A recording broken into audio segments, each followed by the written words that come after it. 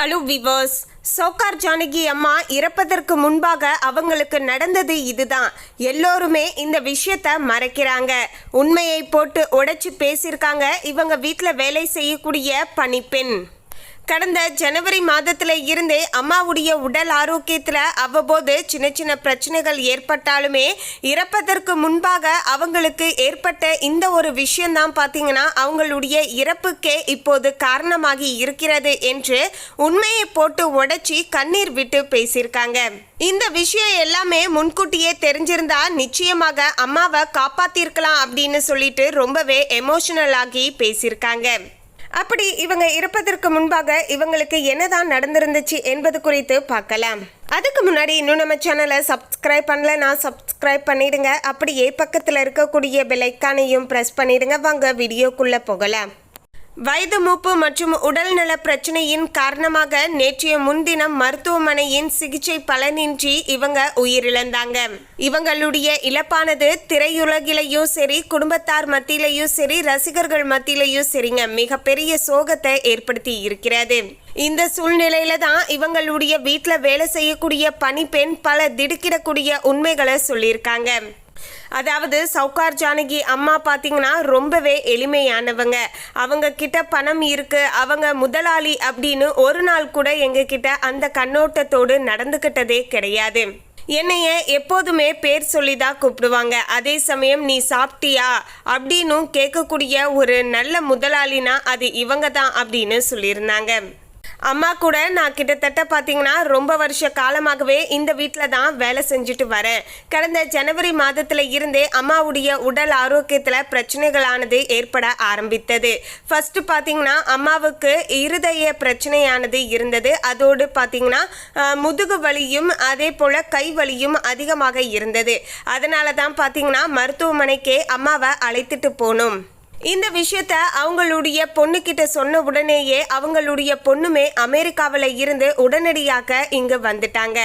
கிட்டத்தட்ட பார்த்தீங்கன்னா ஒரு 8 மாதமாகவே அம்மா கூடயே தான் இருந்து அவங்களுடைய பொண்ணு தான் பார்த்தீங்கன்னா எல்லா விதமான விஷயங்களையும் பார்த்து செஞ்சாங்க. பிறகு மருத்துவமனையில் சிகிச்சை பெற்று ஓரளவுக்கு குணமாகிட்டு தான் வீட்டுக்கு வந்தாங்க. அதன் பிறகு நல்லா தான் இருந்தாங்க. அதுலேயுமே பார்த்தீங்கன்னா உடல் ஆரோக்கியத்தில் ரொம்பவே பார்த்தீங்கன்னா கவனத்தோடு இருப்பாங்க.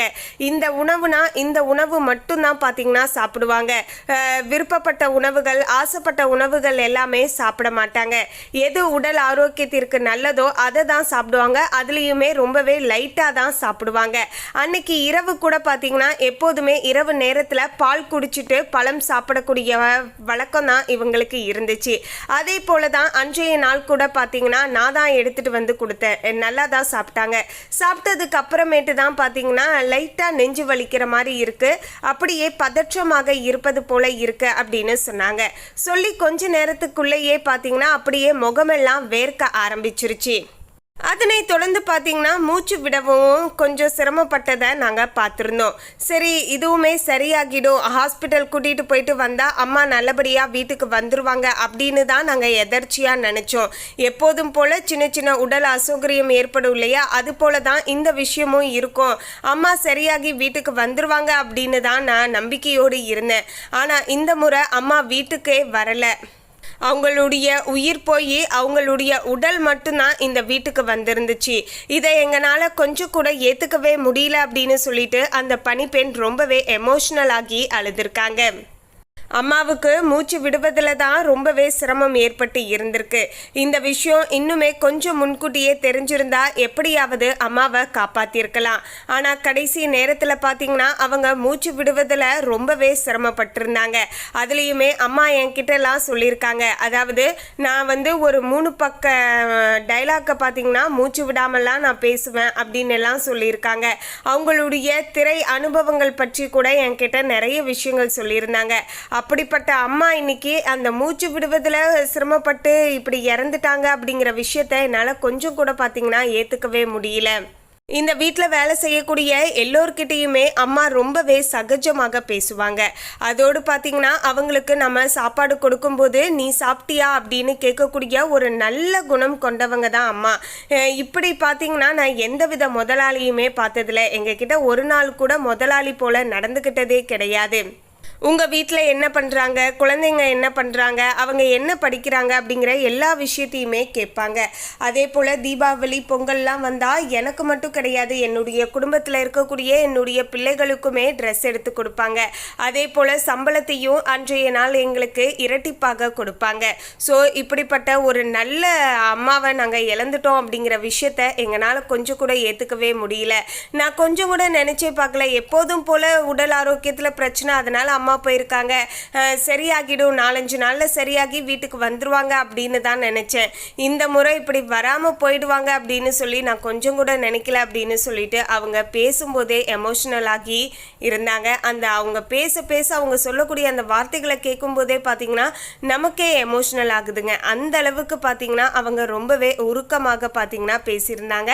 அந்த அளவுக்கு இவங்களுமே, அதாவது சௌகார் ஜானகி அம்மாவுமே அந்த அளவுக்கு ஒரு பணிப்பெண் போல நடந்துக்காம அவங்க வீட்டில் ஒருத்தராகத்தான் நினச்சி அவங்க கூட பார்த்தீங்கன்னா இருந்திருக்காங்க. அதனால தான் அந்த பணிப்பெண்ணுமே இவங்களுடைய இழப்பானதை ஏற்றுக்கொள்ள முடியாத அளவுக்கு மிகப்பெரிய சோகத்தை பார்த்தீங்கன்னா அவங்களுக்குமே ஏற்படுத்தி இருந்திருக்கு. அதே போல் இவங்க எப்போதுமே பார்த்திங்கன்னா உடல் ஆரோக்கியத்தில் ரொம்பவே கவனத்தோடு இருப்பாங்களாம். அதாவது இந்த உணவுனா இது மட்டும்தான் சாப்பிடுவாங்களாம். காலையில் பார்த்திங்கன்னா ஒரு காஃபி, சின்னதாக பார்த்திங்கன்னா ஒரு டிஃபன் எடுத்துப்பாங்களாம். மதியம் பார்த்திங்கன்னா சப்பாத்தி, கொஞ்சமாக ரைஸ் எடுத்துப்பாங்களாம். இரவு நேரத்தில் பார்த்திங்கன்னா ஃப்ரூட்ஸு, பால், இந்த மாதிரி தான் பார்த்திங்கன்னா ரொம்பவே லைட்டாக தான் பார்த்திங்கன்னா ஃபுட்டை கூட எடுத்துப்பாங்களாம். அவங்களுக்கு உரிய டேப்லெட் எல்லாத்தையுமே பார்த்திங்கன்னா கரெக்டாக சாப்பிட்டு உடல் ஆரோக்கியத்தை அந்தளவுக்கு பார்த்திங்கன்னா பார்த்து இருந்திருக்காங்க. ஆனால் கடைசி பார்த்தீங்கன்னா ஒரு 7-8 மாதமாகவே பார்த்தீங்கன்னா தொடர்ந்து சின்னதாக அவங்களுடைய உடல் ஆரோக்கியத்தில் பிரச்சனைகள் ஏற்பட்டிருக்கு. அதன் பிறகு அம்மாவுக்கே பார்த்தீங்கன்னா மனம் விட்டுட்டாங்க அப்படின்னு சொல்கிறாங்க. அதாவது இதற்கு மேலே நம்ம வாழ்ந்து என்ன பண்ண போகிறோம், நாம் எல்லா விதமான விஷயங்களையும் பார்த்துட்டோம், நம்முடைய மகன், பேரன், பேத்தி, கொள்ளு பேத்தி எல்லாத்தையுமே பார்த்துட்டோம், எல்லோருமே சந்தோஷமாக இருக்காங்க. ஸோ இனி நம்ம வாழ்ந்து என்ன பண்ண போகிறோம், நமக்கு ஒரு மனநிறைவான வாழ்க்கையானது கிடைச்சிருந்துச்சு, அதை எல்லாத்தையுமே நம்ம முழுக்க பார்த்துட்டோம், அனுபவிச்சிட்டோம். இதற்கு மேலே நம்ம போனால் கூட எந்தவித பிரச்சனையும் இல்லை அப்படிங்கிற மாதிரி நான் மன நிறைவோடு தான் இருப்பேன் அப்படிங்கிற மாதிரியும் பார்த்தீங்கன்னா இவங்களுடைய பணிப்பெண் கிட்ட கூட பார்த்தீங்கன்னா பேசியதாகவும் ஒரு சில தகவலானது கசிந்திருக்கு. கடைசி நேரத்தில் அம்மா உடல் ஆரோக்கியத்தை சரியாக பார்த்துக்கல, அதனால தான் இவங்க இறந்துட்டாங்க, இல்லைனா அம்மா இன்னுமே பார்த்திங்கன்னா நல்லா வாழ்ந்திருப்பாங்க அப்படின்னு சொல்லி அவங்களுடைய வீட்டு பணிப்பெண் பார்த்திங்கன்னா ரொம்பவே எமோஷ்னல் ஆக்கி பேசியிருந்தாங்க. ரசிகர்களாகிய நமக்கே இவங்களுடைய பிரிவு சோகத்தை கொடுக்குது அப்படிங்கிற பட்சத்தில் அவங்களுடைய வீட்டில் இருந்தவங்களுக்கும் குடும்பத்தாருக்கும் மிகப்பெரிய பேரதிர்ச்சியை கொடுத்துருக்கோம். அதிலிருந்து அவங்க மீண்டு வர இறைவனை பிரார்த்தனை செய்வோம். மேலும் இந்த தகவலை பற்றிய உங்களுடைய கருத்தை கமெண்ட்ல பதிவு பண்ணுங்க. இந்த தகவல் உங்களுக்கு பிடிச்சிருந்தா லைக் பண்ணுங்க, ஷேர் பண்ணுங்க. இது போன்ற சுவாரஸ்யமான தகவலை தெரிந்து கொள்ள சேனலை சப்ஸ்கிரைப் பண்ணிடுங்க. தேங்க்யூ.